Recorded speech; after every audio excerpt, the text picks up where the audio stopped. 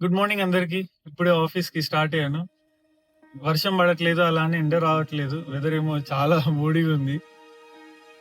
Last వీడియోలో చెప్పా గదా! నేను కొంతమంది స్టూడెంట్స్‌ని చూసానని మా ఆఫీస్ దగ్గర. వాళ్ళని చూడగానే నాకు నా ఫస్ట్ జాబ్, నా ఫస్ట్ సాలరీ గుర్తొచ్చింది. సో, ఈరోజు ఆ స్టోరీ చెప్పాలనుకుంటున్నా. యాక్చువల్లీ ఆ స్టోరీ చెప్పాలంటే కొంచెం నా స్టోరీలో వెనక్కెళ్ళాలి. అప్పట్లో ఇంజినీరింగ్ కంప్లీట్ అయ్యాక జాబ్ కోసం క్యూస్పెడెస్‌లో జాయిన్ అయ్యా. మార్నింగ్ బ్యాగ్ యేసుకొని క్లాస్‌కెళ్ళడం, ఈవినింగ్ ఇంటికి రావడం. అప్పట్లో ఇదే రొటీన్ అయిపోయింది. నేను జాయిన్ అయిన 3 డేస్‌కే ఒక ఎంఎన్‌సీ కంపెనీ వాక్ ఇన్ అని అనౌన్స్ చేశారు.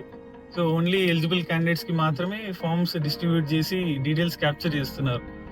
Like at least 1 month of training complete చేసిన వాళ్ళకి ఫార్మ్స్ ఇస్తున్నారు.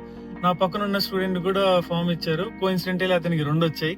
అతను నాకు ఒకటి పాస్ చేశాడు. నేనేమో సర్లే నాకు ఇచ్చారు కదా అని సైలెంట్‌గా ఫిల్ చేసి ఇచ్చేసా. ఎగ్జామ్ రాయడానికి ఒక కాలేజ్‌కొచ్చా. అక్కడ క్రౌడ్‌ని చూసిన వెంటనే నాకు డీమోటివేషన్. నియర్లీ 900 స్టూడెంట్స్ ఉన్నారు. సో, సగం హైదరాబాద్ అక్కడే ఉందా అనే ఫీలింగ్ వచ్చింది.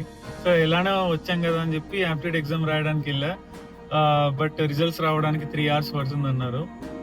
ఇంకా బయటకొచ్చి నా ఫ్రెండ్ వంశీ ఉన్నాడు. నాతో పాటు వచ్చాడు. అప్పట్లో గేట్ ప్రిపేర్ అవ్వడానికి హైదరాబాద్ వచ్చాడు.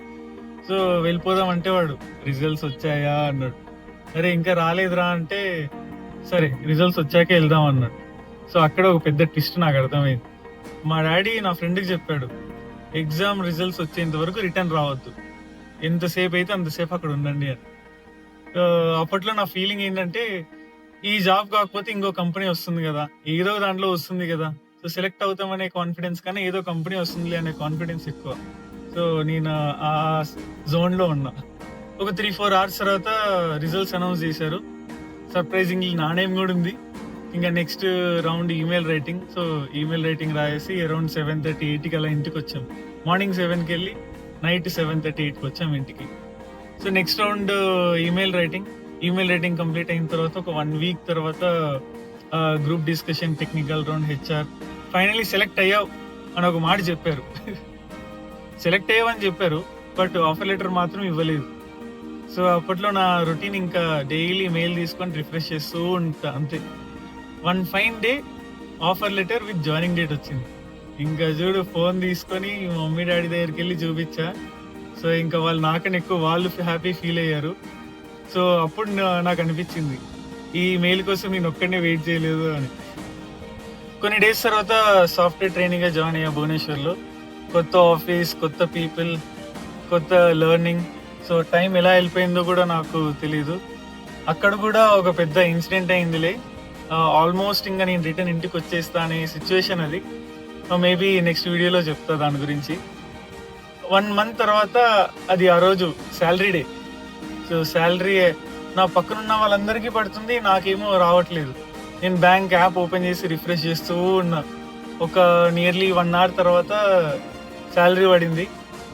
మేబీ ఎవరు ఫాస్ట్‌గా రిఫ్రెష్ చేస్తారనే కాంపిటీషన్ పెట్టుంటే నేనే విన్ అయ్యుంటా ఆ రోజు.